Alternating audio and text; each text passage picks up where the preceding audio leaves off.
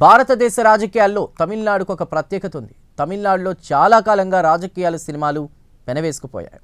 తమిళనాడులోని రెండు ప్రధాన ద్రవిడ పార్టీలైన డిఎంకే, అన్నా డిఎంకేలను చాలా కాలం పాటు శాసించింది సినీ రంగ ప్రముఖులే. తమిళనాట రాజకీయ దిగ్గజాలైన కరుణానిధి, ఎంజి రామచంద్రన్, జయలలిత సినిమా పరిశ్రమ నుంచి ఎదిగొచ్చిన నేతలే. కాగా మరో సినీ హీరో కమల్ హాసన్ ప్రస్తుతం రాజ్యసభ ఎంపీగా ఉన్నారు. ఇదిలా ఉంటే సినీ రంగం నుంచి వచ్చిన విజయ్ ప్రస్తుతం అసెంబ్లీ ఎన్నికల్లో పోటీ చేస్తున్న సంగతి తెలిసిందే.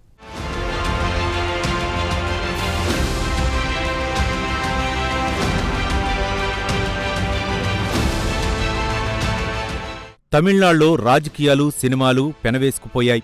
ఈ రెండు కీలక రంగాల మధ్య చాలా కాలం క్రిందటే అనుబంధం ఏర్పడింది. డిఎంకే, అన్నా డిఎంకే ఈ రెండు ద్రవిడ పార్టీలను అనేక సంవత్సరాల పాటు శాసించింది సినీ రంగం నుంచి వచ్చిన ప్రముఖులే. తమిళనాట రాజకీయ దిగ్గజాలైన కరుణానిధి, ఎంజి రామచంద్రన్, జయలలిత సినిమా పరిశ్రమ నుంచి ఎదిగొచ్చిన నేతలే. కాగా కరుణానిధి డిఎంకే నాయకుడు, కాగా ఎంజి రామచంద్రన్, జయలలిత అన్నా డిఎంకే నాయకుడు. అయితే ఈ ముగ్గురు ముఖ్యమంత్రులుగా తమిళనాడుకు సేవలందించారు. ఇక్కడ ప్రత్యేకంగా చెప్పుకోవాల్సింది కరుణానిధి గురించి. దాదాపు 5 దశాబ్దాల పాటు తమిళనాడు రాజకీయాలను ఆయన శాసించారు. కరుణానిధి అసలు పేరు దక్షిణామూర్తి. కాగా బాల్యంలోనే రచనలపై ఆసక్తి చూపారు. అప్పట్లో జస్టిస్ పార్టీ నేతృత్వంలో సాంఘిక సంస్కరణ ఉద్యమాలు బలంగా ఉండేవి. వీటి ప్రభావంతో విద్యార్థిగా ఉన్నప్పుడే మరికొందరి సహచరులతో కలిసి ఆల్ స్టూడెంట్ క్లబ్ అనే సంస్థను ఆయన నెలకొల్పారు. ద్రవిడ ఉద్యమంలో ఇదే తొలి విద్యార్థి సంఘం. నాటక రచయితగా జీవితాన్ని ప్రారంభించిన కరుణానిధి ఆ తర్వాత సినీ రంగంలోకి ఎంట్రీ ఇచ్చారు. పరాశక్తి సినిమాలో ఆయన రాసిన డైలాగ్స్ మంటలు పుట్టించాయి. సినీ రంగం నుంచి ప్రత్యక్ష రాజకీయాల్లో కరుణానిధి ఎంట్రీ ఇచ్చారు. కాలక్రమంలో కరుణానిధి డిఎంకే అధినేత అయ్యారు. తమిళ ప్రజల నమ్మకాన్ని చూరగొన్నారు. తమిళనాడుకు 5 సార్లు ముఖ్యమంత్రి అయ్యారు. ద్రవిడ సంస్కృతి ఛాంపియన్గా పేరు తెచ్చుకున్నారు.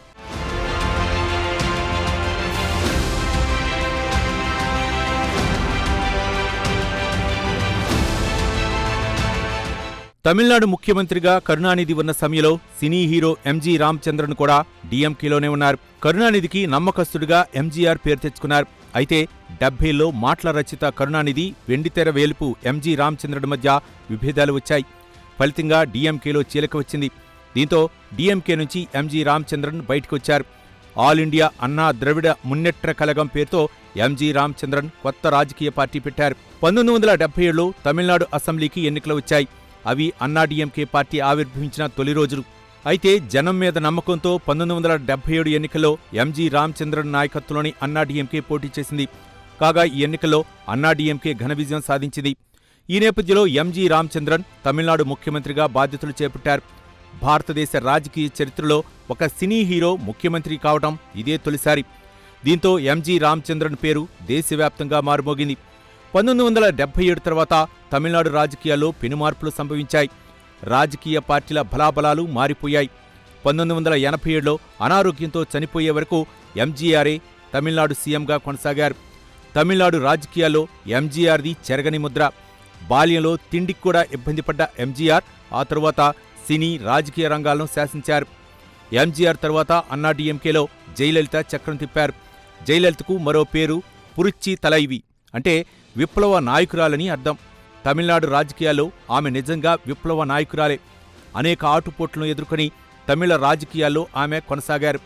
అప్పటి రాజకీయ ప్రత్యర్థి కరుణానిధిపై అలుపెరగని పోరాటం చేశారు. విజయాల్ని సొంతం చేసుకున్నారు. తొలి రోజుల్లో ఎంజీఆర్ భార్య జానకి రామచంద్రన్ తానే వారసురాలినంటూ ముందుకొచ్చారు. అయితే ఆ తరువాత అన్నా డిఎంకే కేడర్ జయలలితకే జై కొట్టింది. దీంతో అన్నా డిఎంకేలో జయలలిత శకం ప్రారంభమైంది. సంవత్సరాలు గడిచే కొద్దీ అన్నా డిఎంకేకు జయలలిత తిరుగులేని నాయకురాలయ్యారు. కొన్నేళ్ల పాటు తమిళనాడు రాష్ట్ర రాజకీయాలు జయలలిత చుట్టూనే తిరిగాయంటే అతిశయోక్తి కాదు.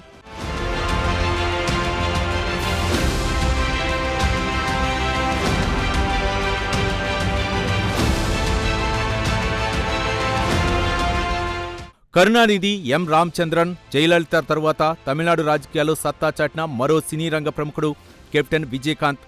దక్షిణాదిన పోలీస్ ఆఫీసర్ పాత్రకు గ్లామర్ తీసుకొచ్చిన స్టార్ హీరో కెప్టెన్ విజయకాంత్. అంతేకాదు ద్విపాత్రాభియానికి కూడా విజయకాంత్ ఫేమస్.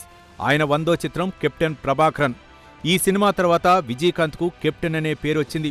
అప్పట్నుంచి తమిళ సినీ పరిశ్రమలో కెప్టెన్ విజయకాంత్గా ఆయన పాపులర్ అయ్యారు.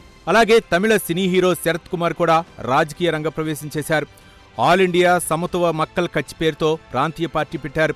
అయితే శరత్ కుమార్ పార్టీ తమిళ రాజకీయాలపై ఎటువంటి ప్రభావం చూపలేకపోయింది. అలాగే కమల్ హాసన్ పార్టీ కూడా ప్రజల్ని ఆకట్టుకోలేకపోయింది. అయితే డీఎంకే కూటమి తరపున కొన్ని నెలల క్రిందట కమల్ హాసన్ రాజ్యసభకు ఎంపికయ్యారు. ఇదిలా ఉంటే రజనీకాంత్ రాజకీయాల గురించి ప్రత్యేకంగా చెప్పుకోవాలి. తమిళ సినీ రంగంలో ఆయనొక సునామీ. తమిళనాట ఆయనకున్న క్రేజే వేరు. 4 దశాబ్దాలకు పైగా తమిళ సినీ రంగాన్ని ఆయన శాసిస్తున్నారంటే అతిశయోక్తే కాదు. నేను ఒకసారి చెబితే 100 సార్లు చెప్పినట్లే భాషా సినిమాలో రజనీకాంత్ నోటి వెంట వచ్చిన ఈ డైలాగ్ అద్భుతంగా పేలింది. అయితే 2017 డిసెంబర్లో తాను రాజకీయ పార్టీని ప్రకటిస్తానని రజనీకాంత్ వెల్లడించి హల్చల్ చేశారు. అయితే ఆ తరువాత ఆయన మనసు మార్చుకున్నారు. 2020 డిసెంబర్లో నేను రాజకీయాల్లోకి రాలేనని చెప్పడానికి ఎంతగానో చింతిస్తున్నా అని స్టేట్మెంట్ ఇచ్చారు. వస్తాను అంటూనే చివరి క్షణంలో చేతులెత్తేశారు రజనీకాంత్. కాగా ప్రస్తుతం అసెంబ్లీ ఎన్నికల బరిలో ఉన్న టీవీకే పార్టీ అధినేత విజయ్ కూడా సినీ రంగం నుంచి వచ్చినవారే. తమిళ సినీ పరిశ్రమలో మంచి పాపులారిటీ ఉన్న సినీ హీరోగా విజయ్ పేరు తెచ్చుకున్నారు. ఈసారి 2 నియోజకవర్గాల నుంచి విజయ్ పోటీ చేస్తున్నారు.